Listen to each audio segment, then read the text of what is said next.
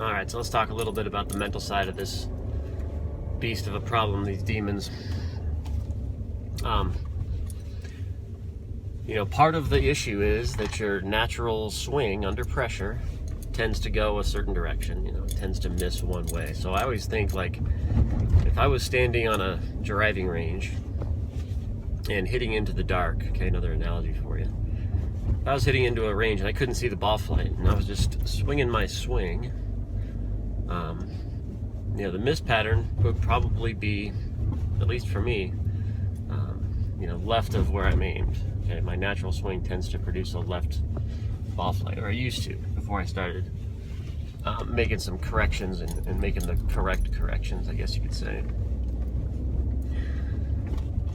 So if your natural swing misses a certain way, or tends to miss a certain way under pressure, it's totally normal to have a compensating move to miss the other way, or to make it not, in this case, not go left.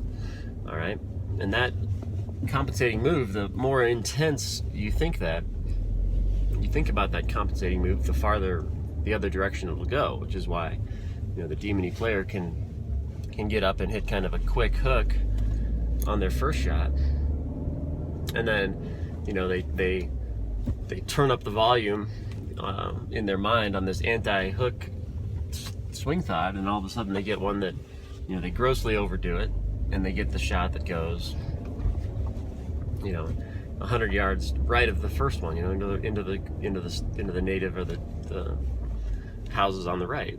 Like, it's just a matter of degree of how much you compensate. So that's why when you go to the driving range and you have a bucket of balls there and you're swinging at it, that's why it doesn't really happen there, because on the range you're not really worried about mishitting it. There's no consequence really. You just grab another ball and re-tee on the range, and you don't really worry about it. So because you're not deathly afraid of the left miss on the range, then you're not going to compensate so hard and hit it way to the right either. You're going to hit a more normal dispersion pattern on the range, because you're not trying so hard not to miss it. So in the case of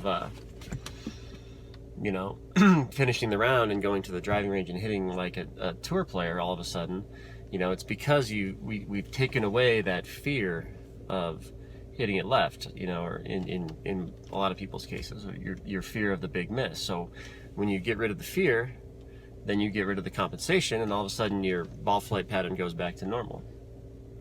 So I think it's important to note why that happens. It's just if you don't have the fear of the problem, if you don't have the fear, you don't have the compensation, then things start to get way more normal.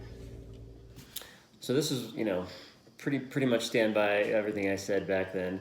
I think it's the tendency of your swing, whatever your current swing is, your tendency is to miss one way under pressure, and then you overcorrect. I don't really have anything to add, except you'll know you're on the uptick coming out of this when you get to the point where you can hit a bad one on the golf course, demony one, and not let it get to you. It's like, that's kind of where I'm at now. I'll hit an occasional hook or an occasional, block or whatever.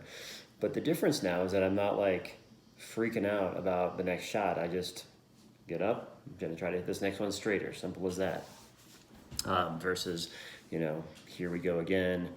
I gotta overcorrect, and get into this panicky overcorrecting mode. So, like I said, I don't really have a whole lot to add.